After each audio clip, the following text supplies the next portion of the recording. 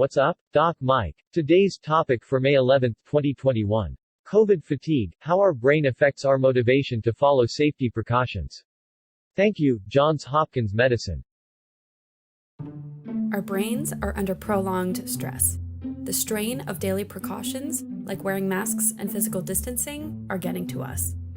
Terms like pandemic fatigue and caution fatigue are being coined to describe what's happening to us and our resistance. Our brains are part of the problem and the solution.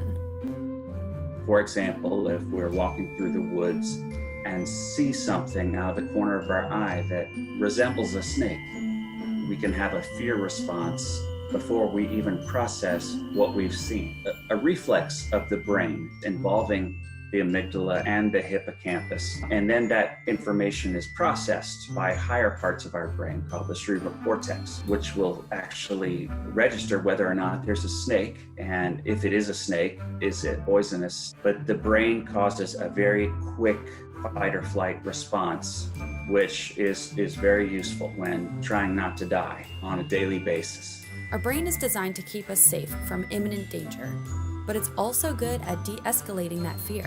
The brain has the capacity to overcome the reaction to danger. It's good that the brain does this. It's really not healthy to have chronic elevated levels of the stress hormone cortisol in our bloodstreams. Prolonged stress really does cause problems. And we see this with soldiers in prolonged combat.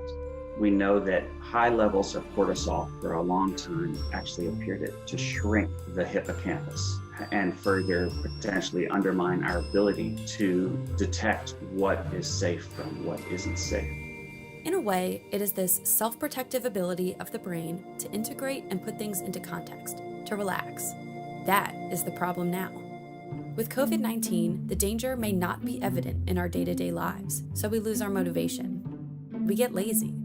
As we had the experience of, I went to the store a couple of weeks ago and I'm still not sick. So we developed this false sense of security in situations where we should be still vigilant.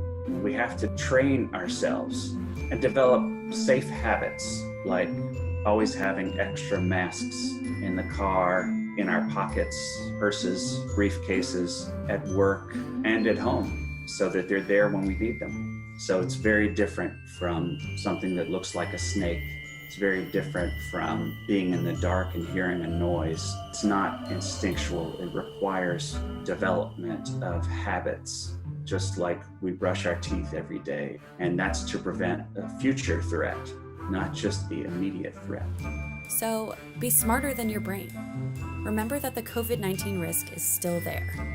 And practice good precaution habits for your own safety, for the community, for the world.